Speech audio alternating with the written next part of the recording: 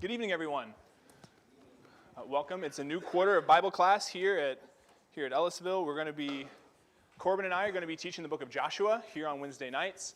I'm very, very excited for that class. If you've got your Bibles, great. Let's turn them to the book of Joshua. We're going to jump right in tonight. Joshua is a very easy book to find. It's the sixth book of the Bible. So if you go to the front, Genesis, Exodus, Leviticus, Numbers, Deuteronomy, and Joshua. That's where we're going to be spending practically all of our time tonight. But before we go any further, let's begin with a word of prayer. Our Lord and our God, we thank you so much for this time that we have to gather here in this place, to open up your word and to study from it. Lord, please, we pray that we can open our hearts and our minds, that your word can come into us, and we can come to know you better. Thank you for always taking care of us. It's in your Son's name we pray. Amen. All right. I think it's probably best that we start this quarter with a pretty healthy dose of honesty. Whenever Kevin texted Corbin and I and told us that we were going to be studying the book of Joshua, at first we were just told it was going to be a text study. And he said, we're going to be doing Joshua for this quarter. My first reaction, I was a little disappointed at first. I was like really ready to get in the weeds on something and like really, really work hard at this. And I was like, Joshua, come on. But I sat down and I read it, and I was like, all right, if we're going to do this, we're going to give it the best effort we possibly can. And it took me to chapter 1 to completely fall in love with it, and I've been off the walls excited to teach this class since like December. So first impressions can be wrong. But I'd like to just start tonight by asking, what are your first impressions of the book of Joshua? Not having read anything, discussed anything so far, just off the top of your head, what do you think about when you think of the book of Joshua? As for me and my house, we will serve the Lord. Joshua 24, absolutely. Not going to be getting there for a while, but yeah. I think you're handing off, it's this leadership transition from Moses to Joshua. It's almost like a fresh start, and there's so much potential and so much hope that it starts to kind of Yeah. but it's like at the very beginning there is so much potential. That's how do we harness and capture that in our own lives? Yeah, it's a big passing of the torch. We're going to talk about that some tonight. Adam, do you have something? There's a pretty high amount of obedience from the Israelites, which sort of sets it apart from a lot of the Old Testament. It's a more positive story in general of when you partner with God, there's so much that you can do. Oh, the positivity in this book took me by surprise, and I'm so excited that we get to like really see that. There's a lot of really cool promised land language and a place of rest eventually, and a lot of heaven language. Yeah. Drawing the analogy to heaven, absolutely. This is as close to the promised land as we're going to get tonight before we actually get into it, which is really an incredible part of this. If anyone has something else, I promise we'll get to it. But the book starts, chapter 1, verse 1, after the death of Moses, the servant of the Lord. Like, Deuteronomy ends, Moses given his final speech, Moses dies, and guess what? Joshua, your responsibility, time to go. Like, that puts us right in the, we know where this is at on the timeline. We know who Moses was. We know the promise made to Moses. I'm getting ahead of myself. Does anyone else have something before we fully dive in? Okay. We're doing Joshua chapter 1 tonight. I think the best thing that we can possibly do is just to read it so that we can kind of get the full picture, and then we'll take the time to really break it down and talk about it. So Joshua chapter 1 and verse 1. After the death of Moses, the servant of the Lord said to Joshua, the son of Nun, Moses' assistant, Moses, my servant, is dead. Now therefore arise, go over this Jordan, you and all this people, into the land that I am giving to them, to the people of Israel. Every place that the sole of your foot will tread upon, I have given to you, just as I promised to Moses. From the wilderness and this Lebanon as far as the great river, the river Euphrates, and all the land of the Hittites to the great sea toward the going down of the sun shall be your territory. No man shall be able to stand before you all the days of your life. Just as I was with Moses, so I will be with you. I will not leave you or forsake you. Be strong and courageous, for you shall cause this people to inherit the land that I swore to their fathers to give them. Only be strong and very courageous, being careful to do according to all the law that Moses my servant commanded you. Do not turn from it from the right hand or to the left, that you may have good success wherever you go. This book of the law shall not depart from your mouth, but you shall meditate on it day and night, so that you may be careful to do according to all that is written in it. For then you will make your way prosperous, and then you will have good success. Have I not commanded you? Be strong and courageous. Do not be frightened. Do not be dismayed. For the Lord your God is with you wherever you go. And Joshua commanded the officers of the people, pass through the midst of the camp and command the people, prepare your provisions. For within 3 days you are to pass over this Jordan to go in and take possession of the land that the Lord your God is giving you to possess. And to the Reubenites, the Gadites, and the half-tribe of Manasseh, Joshua said, remember the word that Moses, the servant of the Lord, commanded you, saying, the Lord your God is providing you a place of rest and will give you this land. Your wives, your little ones, and your livestock shall remain in the land that Moses gave you beyond the Jordan. But all the men of valor among you shall pass over armed before your brothers and shall help them until the Lord gives rest to your brothers as he has to you. And they also take possession of the land that the Lord your God is giving them. Then you shall return to the land of your possession and shall possess it, the land that Moses, the servant of the Lord, gave you beyond the Jordan toward the sunrise. And they answered Joshua, all that you have commanded us we will do, and wherever you send us we will go. Just as we obeyed Moses in all things, so we will obey you. Only may the Lord your God be with you as he was with Moses. Whoever rebels against your commandment and disobeys your words, whatever you command him, shall be put to death. Only be strong and courageous. 18 verses. I know it's a little bit a lot to read at one time in a Bible class, but I think this gives us a great opportunity to now ask, what stands out? What impressions do you have of this text that we're going to be getting into tonight? What questions do you have? Just, what do you have? Be strong and courageous. Be strong and courageous. I was expecting someone to say that at the front end of class, but yeah, 4 times that's said in this chapter alone. We see it all across the book of Joshua, but it's really concentrated here at the front end. We're going to spend, that's one of my 2 things tonight, is be strong and courageous. Where he says, I will not leave you. I will not leave you or forsake you. Yeah. Dylan? Yeah, wherever you, that's a big one because they're not staying in one place. This is not, God is with you here, but maybe if you go this way, he won't. And God will be with you everywhere you go. Absolutely. I like that. Do everything you do to the left and the right according to this book of law. Yeah, it almost quotes from Deuteronomy 6 there, like the Shema, the thing that Ryan absolutely loves. Like, keep the commandments. Don't stray from it. Meditate on it day and night. It's very reminiscent of that Deuteronomy passage. I like how the Gadites re-emphasize what God commissioned Joshua with. Yeah, that's a really neat thing. I've got something on that we'll get to. But that's a fascinating thing that their encouragement to Joshua restates the thing that God told Joshua. That's a really neat detail. This is kind of Kevin's point earlier, but there's no power vacuum of leadership. It's like one seamless, the same way that we followed Moses, like we're going to follow you, promise loyalty and faithfulness. It's not what we see at all like in the Kings. Yeah, or anywhere else ever. Yeah, that seamless transition is going to be one of our big takeaways. Does anyone else have something before we? Okay. Yeah, Dave. I was going to say the promise is not forgotten. God was going to bring them into the land. Yeah. He wasn't going to leave them alone. He gave them the leader to cause them to enter into the promised land. That's something that I love about this, and that's a really great transition to the first thing. If I had this on, that would work. And it's buzzing at me. That's weird. Okay, chapter 1 is a chapter of covenants. That's the first thing that really stands out to me as we read this. Chapter 1, we read it, it's 18 verses. And 14 of those verses are people making agreements with each other. So there's clearly something for us to be gained from that. And to start with what Dave said, it starts with God remembering the promise that he made to Abraham back in Genesis 12.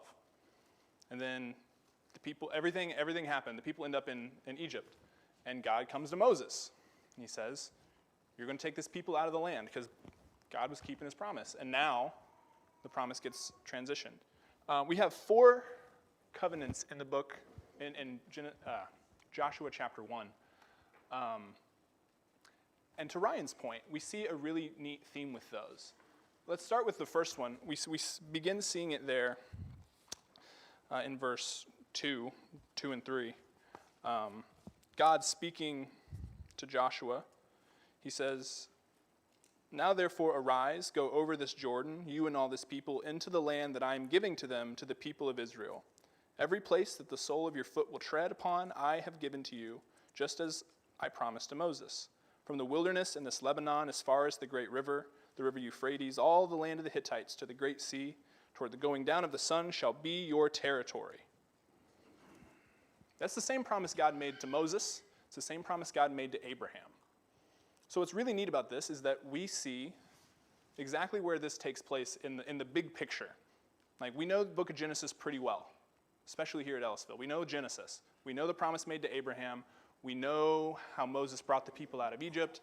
And now we're at the very end of this promise to Abraham being completed. They've got the nation. Now they're about to go take the land. And Joshua gets to play his part in this big, grand story, which is fascinating. So we just start with, as Dave said, remembering the promise that God made to begin with. But this is where we get to Ryan's point. The really cool thing is that God transitions that seamlessly to Joshua. If you pick up with that discourse in verse 5, "No man shall be able to stand before you all the days of your life. Just as I was with Moses, so I will be with you. I will not leave you or forsake you." So there's this, here is the covenant I made with Moses, and now that Moses is gone, Joshua, I'm going to make that promise to you.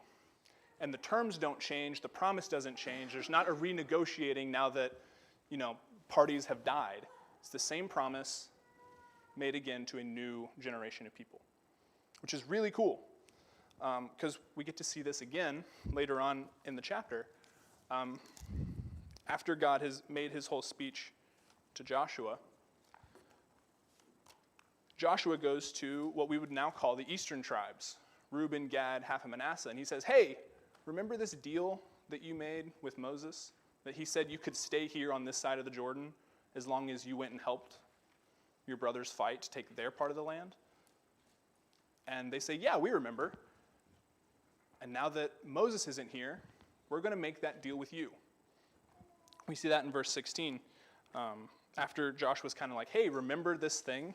Remember, big text in verse 13. And then verse 16, the people respond to Joshua, "All that you have commanded us, we will do. Wherever you send us, we will go." So we have the old covenant made with the former leader, renewed for the next generation, the next step in the process. Any comments and questions about this? We can jump into them a little bit more. I've got more things I want to say, but I want to give you guys an opportunity to get your hand on the ball.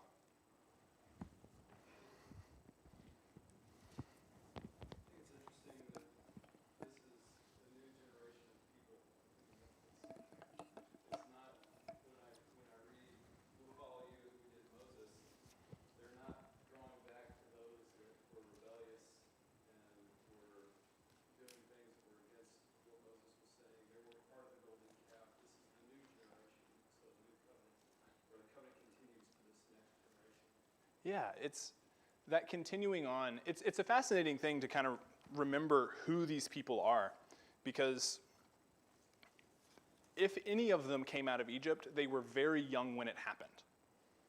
And their fathers did not get to inherit the land. They all died in the wilderness. So if they came out of Egypt at all, they were very young, or they were born in the wilderness during this wandering period. So it's this really neat transition, but it's also cool, to your point, Dave, that they're not having to this is how the people used to follow Moses all those years ago. It's like Moses died a week ago when they say this. This is all very, very fresh. It's a seamless handoff of passing the torch. Anyone else? Okay, I want to jump into some of these covenants because I think the language in them is really, really fascinating. Going back to that first one, God restating his covenant with Moses. Let's look at verse 3. This is going to be the nerdiest sentence I promise I'm going to say the entire time. It's really brave of me to say that in the very first class. But look at the verb tenses in verse 3. The things don't match. God says to Joshua, every place that the sole of your foot will tread upon, I have given to you. So this is a really, really unique situation for the people of Israel, and really for anyone, because God is guaranteeing a result. He says, everywhere that you haven't been yet, that you're going to go, I have already given it to you. It's like the most unique situation. I've been thinking a lot about college basketball lately. I love college basketball. It's my favorite sport. And I think about the good programs. The things that make a really good college basketball program is the coach. And it's not necessarily even about the coach that has the best X's and O's understanding of the game of basketball that's going to get his players to have a result. It's guys that can get their players to want to play for them. My favorite coach in college basketball is Dan Hurley at UConn. Sorry. He's a really polarizing character.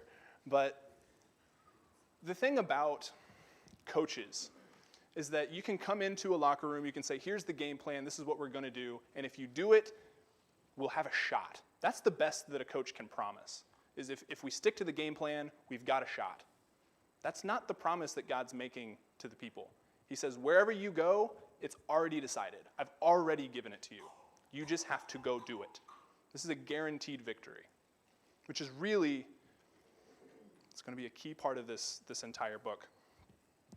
But a part of that is the covenant God makes to Joshua, is that there are terms to this. It's not just, hey, go into the land, I've already given it to you, do whatever you want once you're there.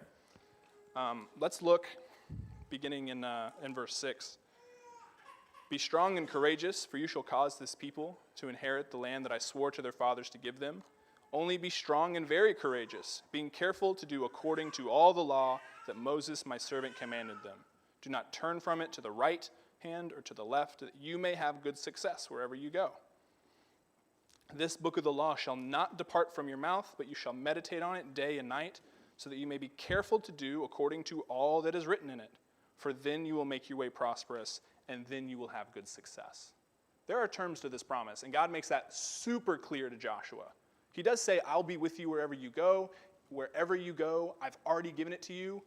If you keep the commandments, it's all going to work out. Anything on that? I think it's awesome. It's such a cool thing because the people of Israel make that same promise back to Joshua. We see that. Sorry, I'm happy to. I can't imagine the exuberance. How many years has this promise been laid out? And they've probably heard about it all their lives. And then they watch the failures of their parents in the desert. And they're like, okay, we're not doing that. We're going to go the other route and just invest ourselves in this. And they can see all of this right before them. It had to be incredibly exciting. Absolutely. There's definitely a fire in the bellies of the people of Israel, and we're going to see that, not to get ahead of ourselves, in chapter 2 with what comes next. We get to see this energy that the people have and their excitement to do what God tells them to do. But the people make the promise to Joshua, and they make it super, super clear. All that you have commanded us, we will do. Wherever you send us, we will go. And so what's neat about this and what's really important about it is that from the prior generation of people, we know that it's not enough for the leader to do what God asked. Moses doing what God told him to do and the people doing whatever else was never good enough. The leader had to do what God said, and the people had to do what God said. That's how success happens. And so, with so much of this chapter being dominated by these covenants, by these promises being made from God to Joshua, from the people to Joshua, it's clear that in this book, success is going to hinge on these promises being kept. The thing that the phrase I've been using in my head lately has been, it's the dramatic question. As we go through this book, as we keep reading the stories and the things that happened, the thing that should be constantly going through our heads is, will the people do what God tells them to do? Will Joshua do what God tells him to do? Will the people listen to Joshua? Because it's laid out perfectly here in chapter 1 that if they do, it's all going to work. No doubt about it. God promised it. But will they do it? That's like the drama in the book. Anything on the covenants? Joshua was part of the generation that had to die off before the children of Israel could go into the promised land. He was a young man. He was one of Moses' assistants way back in the beginning of the exile after they left Egypt. And he was one of the 12 spies that went into the land, and he said, it's great, we should do it, but everybody else was like, no, we don't want to. So he knows firsthand what happens when you don't do what God wants you to do. He saw his whole generation die off to the point of, it was him and Caleb basically left. And then now he's the man. Moses is gone and he's in charge. And he's got some credibility there to back up what he's trying to say. Oh, absolutely. I think the fact that he is one of those 2 exceptions that were made to the everyone is going to die off except for Joshua and Caleb really puts him in a unique situation where it's not as if it's a total restart with the people. You have someone that has seen it and really knows what they're doing. I think it also gives the roadmap of how to be successful, right? It says, yeah, follow the law, don't turn to the right, left. How do you do that? Meditate it Yeah. every day. Keep it in your forefront of your mind. Always be thinking about it because that's what's going to kind of reground you and kind of keep you where you should be, not looking backwards. Yeah, absolutely. I just love how clear everything is made. It is not vague in any way. Verse 8, for then you will make your way prosperous, and then you will have good success. It's not like, hey, things could sway in your favor. No, this will work. You will have success if you do this thing. I won't get too far ahead, but I mean, that's what's the first real thing that's going to happen to them in the land is Jericho. Yeah. The most formidable city and the most crazy sounding instructions to just walk around because God wants them to not only hear but to live and experience that if you just do it my way, it's going to go well. Absolutely. Becky. I think it's really interesting too that this chapter starts with a death and then rolls into a covenant, and then the book ends with him making sure that they make the covenant again, and then he dies. Yeah, it's a really neat bookends for the rest of the book. It really is, and something that is really cool about Joshua that I really, really love, something that made me fall in love with this book, is how many parallels there are to the book of Exodus. I've kind of called it like a legacy sequel. It's part of a bigger story, but it also kind of restarts it for a new generation of people. We're going to see a lot of parallels to Exodus, and part of that is that's what Moses did. God told Moses, you're going to die. Okay, here's the law. You guys have to keep it. And then he dies. And Joshua makes sure that he does the same thing, largely because of the success that comes in the book. Spoiler alert. But it's a really, really neat, important part of this book. Okay, I'm going to kind of jump off of Adam's point about listening to what God has to say. Be strong and courageous. This is the second thing I think we really need to talk about tonight. 4 times in this chapter alone, that encouragement is given to Joshua to be strong and courageous. It's one of the first things that I think about when I think about the book of Joshua is this phrase. It's in songs that we sing. It's so wrapped up in the identity of this book. And again, I'd like to ask, separate and apart, what kind of images and ideas do you have when you hear the phrase be strong and courageous? What springs to mind?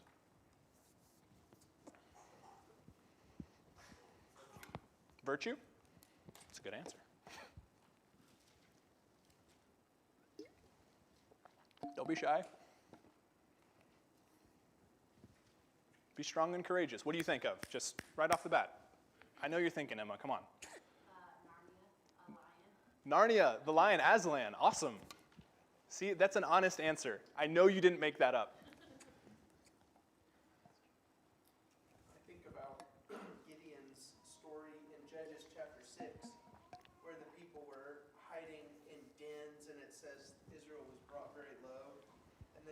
says in verse 10, I said to you, I am the Lord your God. You shall not fear the gods of the Amorites in whose land you dwell, but you have not obeyed my voice. And so I think the be strong and courageous thing is like, wow, that's really nice. No, it's an actual command. Yeah. It's not just an encouragement like, put it on a sign in your house and feel good about it. Like, this is part of who Joshua needs to be, who he's told to be. This is in the affirmative, be strong, but opposite we hear probably hundreds of times is fear not. Yeah. Or do not be afraid. I think it's the most frequently used phrase in the Bible is fear not. I don't know that, but I think that's true. Anyone else? Awesome. Okay. So I heard a lot of really good things from you guys, and I didn't think this was something that we needed to properly address. But something I want to be super careful and explicit about is that we don't take a 21st century American definition of be strong and courageous and then apply it to the text. Because it's said over and over again, it's part of Joshua's identity as a leader, but also as a book in the Bible. And I don't want us to think that be strong and courageous is about being a good leader. It's not an encouragement to Joshua to be a good leader of men, to be a good general, to drum up the courage inside yourself to go face the enemy and fight. That is not what be strong and courageous means in the book of Joshua. Let's take a look at those 4 times that's said in this book. And we're going to do something a little different, where I want us to just read it and kind of let the context define it. Like Ryan says, let's let the Bible define the Bible. Let's not look at definitions in a Bible dictionary or anything. Let's just read it and see what the context is trying to tell us. And then what we're going to do is we're going to try to find an alternative phrase we can use that gives the same message as be strong and courageous. Okay, the first one comes in verse 6. Be strong and courageous, for you shall cause this people to inherit the land that I swore to their fathers to give them. Okay, what is the purpose? God says, be strong and courageous for what reason? Don't use the words in the Bible let's paraphrase it. Why? It's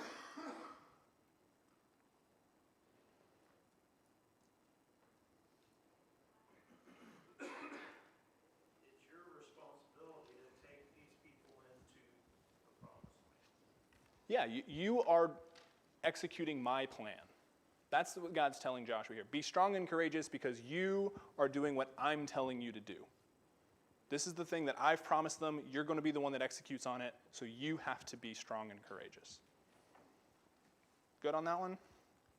Okay, the next one comes just the very next verse over, verse 7. Only be strong and very courageous, being careful to do according to all the law that my servant commanded you. Do not turn from it from the right hand or to the left. You may have good success wherever you go. What's the purpose there? God says, be strong and courageous. Why? Obedience to the law. Yeah, be strong and courageous to do what I've told you to do. Kind of to Adam's point, we'll see this later on in the Jericho story. It doesn't make any sense what God tells him to do. Go march around the city once a day for 6 days, and then the 7th day do it 7 times, and then you're going to shout and blow horns, and the walls will fall over. That doesn't make any sense. Even to people that were not warriors by trade at all, like these people have been wandering around, they know this is a crazy idea. But do what I'm telling you to do. Just see what happens. The next one comes in verse 9. God tells Joshua, have I not commanded you? Be strong and courageous. Do not be frightened, and do not be dismayed, for the Lord your God is with you wherever you go. Why? Why does God tell Joshua to be strong and courageous? He has no reason not to be. Yeah, he has no reason not to be. Because I'll be with you, is what God's telling Joshua here. And the last one is really interesting. It's, back to Jake's point earlier, it's the people speaking to Joshua, encouraging him. The people in verse 18 say, whoever rebels against your commandment and disobeys your words, whatever you command him shall be put to death. Only be strong and courageous. And this one might be a little bit trickier, but why?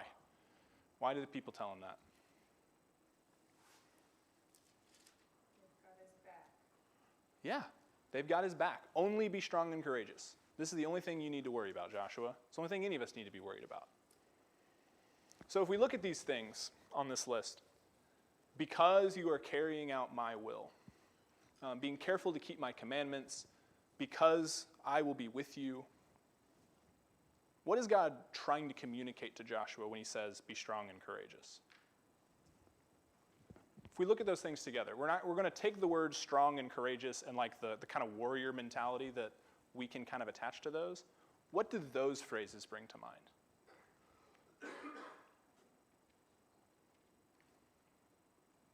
Bob? Sorry. It's kind of like saying, God saying, I am who I am, and I'm going to take care of you. Yeah. Because I am God. I am God. I will take care of you. What were you going to say? Anyone else? I hear rest assured. Rest assured. I like that. That kind of goes with the phrase, do not be frightened, especially in the verse 9. Jessica, do you have something? Don't doubt, just obey. I like all these answers very much. The thing that I've thought of, and it's in line with everything you guys are saying, is we can change that phrase to trust in the Lord. So let's do this. Let's go back and let's reread those verses, 6, 7, 9, and 18. And instead of saying be strong and courageous, let's read trust in the Lord instead and see if that changes our understanding of what God is saying, or if the message stays consistent. That's ideally what we're looking for here. Verse 6. Let's start with verse 5, actually. Let's kind of run into it. No man shall be able to stand before you all the days of your life. Just as I was with Moses, so I will be with you. I will not leave you or forsake you. Trust in the Lord, for you shall cause this people to inherit the land that I swore to their fathers to give them. Only trust in the Lord, being careful to do according to all the law that my servant Moses commanded you. Do not turn from it, from the right hand or to the left. Dropping down to verse 9. Have I not commanded you? Trust in the Lord. Do not be frightened and do not be dismayed, for the Lord your God is with you wherever you go. And if we go down to verse 16, let's talk about what the people say to Joshua. All that you have commanded us we will do. Wherever you send us we will go. Just as we obeyed Moses in all things, so we will obey you. Only may the Lord your God be with you as he was with Moses. Whoever rebels against your commandment and disobeys your words, whatever you command him, shall be put to death. Only trust in the Lord. What do you guys think about that? Does that message sound the same with be strong and courageous and trust in the Lord? When we started the book of Acts, it was mentioned that we started to see Jesus as the main character in the book of Acts. And this is opening up the book of saying the main character of Joshua is going to be the Lord. Absolutely. The main character of Joshua is going to be the Lord. I have this in my notes. I didn't put it on the screen because I'm trying to minimize what I put on the screen. But this statement, be strong and courageous, is a statement about God, not about Joshua. Absolutely. Very, very good. Anyone else? Thoughts on this? Let's switch the words around exercise.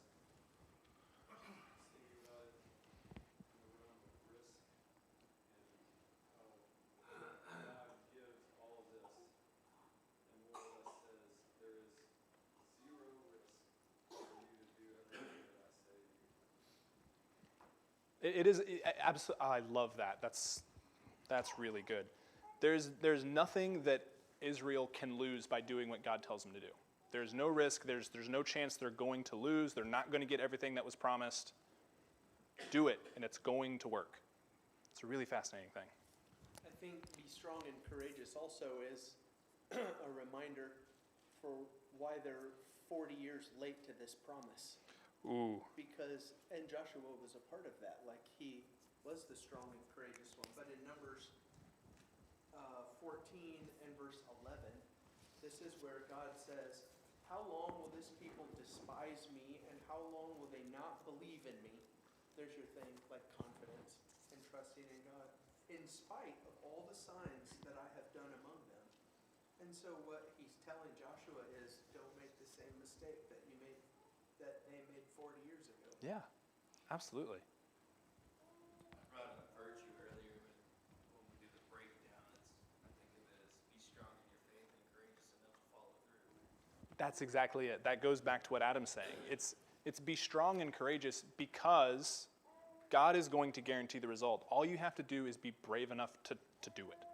One of the things that came to my mind that maybe I hadn't totally landed on is Galatians chapter 1 and verse 16. It feels very similar to me, to what we're talking about here, where, oh, I got the wrong verse. Galatians 1. That's why I didn't have it in my notes, so I wasn't confident in it. Don't be ashamed of the gospel.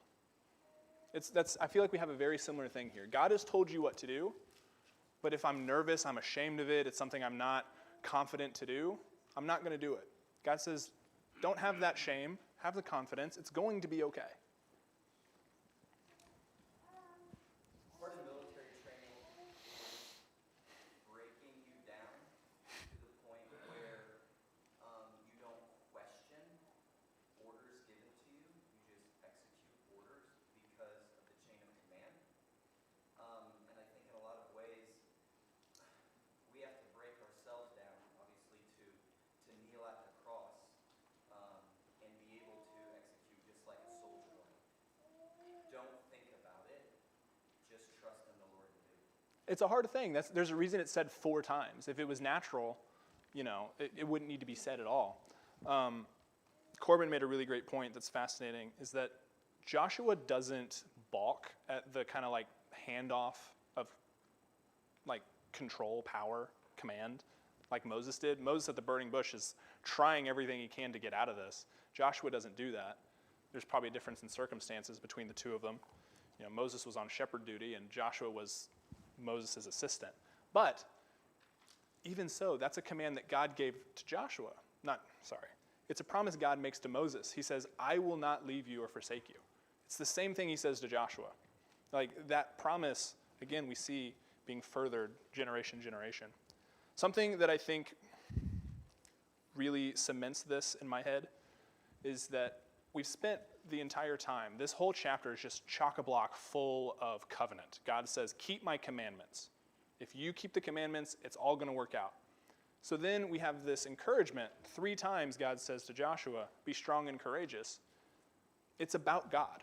God would not say, keep my commandments above all else. Don't turn from it. This is the only thing that matters. And then go on to encourage him and say, drum up the courage inside yourself. Make sure that you're like brave and strong and like trusting in yourself. Those are 2 conflicting arguments. God would not do that. It's keep my commandments and now have confidence in those commandments to go do it. The 2 things support each other. Trusting in God and keeping the commandments. They're 2 parts of the same, 2 sides of the same coin, as it were. We good? All right, I want to talk about for us for just a minute. It's great that we get to start with this because the covenants and the encouragement tell us what we should be looking at as we go through this book. Will Joshua keep the commandments? Will the people keep the commandments? That's going to be going through our head through every single chapter of the rest of this book. But there's stuff in here for us too. Let's open up our Bibles. I said we'd spend most of our time in Joshua. Let's go to Hebrews chapter 13. Hebrews chapter 13. This is really great because we talked about the passing of the torch. A promise made to Moses was made to Joshua, and that promise is also made to us as well. Hebrews chapter 13, let's begin reading in verse 5. Here the Hebrew writer says, keep your life free from the love of money and be content with what you have. For he has said, I will never leave you nor forsake you. So we can confidently say, the Lord is my helper. I will not fear. What can man do to me? There's a really, really neat connection to that phrase, I will not fail you or forsake you. That's the same promise that God made to Moses when he came to him at the burning bush and said, go to Pharaoh. It's the same promise he made to Joshua at the beginning of this book, and it's the same thing he promises to us. But we are not Moses and Joshua. It's really easy sometimes to read this and say, what lessons can I learn from these people that were leaders of an entire nation? Moses picked up the people out of slavery and took them to the promised land. And Joshua leads them into the promised land. They're in charge of these millions of people. It's like, that's not me. But the promise that God made to those 2, he makes to me. He says, I will not fail you or forsake you. And it works on all scales. I like the context of this, where he says, keep your life free from the love of money. Be content with what you have, because I will not leave you or forsake you. I'm not a leader of people. I'm not going to lead a conquest and go take, our promised birthright land. But every month I can sit and look at my budget and my bank account and sit here and worry about it. And here we're told, I will not leave you or forsake you. Same promise. And so for us, it should lead to the same response, to trust in the Lord. I think that's what makes this book really great, is that we may not live the same circumstances as Joshua, but in a way we kind of do. I will not leave you or forsake you. I need to have the same response, to be strong and courageous, to trust in the Lord. And the next thing, this whole book, this whole chapter is going to be about, will the people keep the commandments? That's where success comes from in this book. God will fight for the people as long as they keep the commandments. In my life, every day in Pacific, Missouri, success hinges on me keeping God's commandments. What I do at work, the way I raise my kids, nothing I do really matters. True success in my life comes from, will I keep God's commandments or won't I? And if that doesn't get you fired up to go through the rest of your week, I don't know what will. Next week, we're going to be doing chapter 2, if you want to read ahead and prepare for that. Corbin's going to lead us in that one. How do you guys want to end? I'll let you guys have the last word for this class. What are you guys looking forward to in this book? Anything from chapter 1 that gets you super excited? Any questions you still have because I did a bad job? What do you have?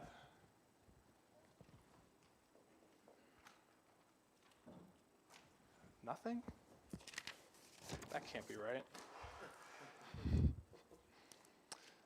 One of the other things I have written down here, to this point about success in my life hinging on keeping the commandments, there's something that I probably heard 1,000,000 times growing up from my dad, which was, if you've missed heaven, you've missed it all. And this is the roadmap to heaven, to Kevin's point. We don't have to try to guess how to do things right. God says, keep my commandments. Don't turn from it. Keep it on your mind all the time. It's going to work. You don't have to worry. You don't have to unravel and really fight with the Bible to figure out what it says. It's there. Learn from it. Do it. It's going to work. All right. I'm excited for this quarter. I'm really, really excited. Thank you, guys.